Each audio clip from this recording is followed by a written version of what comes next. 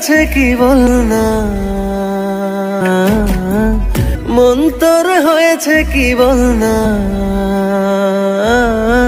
Wow, ও ভাই রে ভাই, অবশেষে সুপারস্টার শাকিব খানের তুফান সিনেমার নতুন আইটেম গান মুক্তি পাওয়ার পর এবার মুক্তি পেল তুফান সিনেমার স্যাড সং। ভাই রে ভাই, শাকিব খান ও মিমি চক্রবর্তীর জীবনে নেমে আসলো দুঃখের ছায়া। বুকে শুধুই যন্ত্রণা, এ বুকে শুধুই যন্ত্রণা। অনেক বছরের প্রেম শাকিব খান ও মিমি চক্রবর্তীর, কিন্তু হঠাৎ একদিন কোনো কারণ ছাড়াই শাকিব খানকে ভুলে যাওয়ার কথা বললেন মিমি।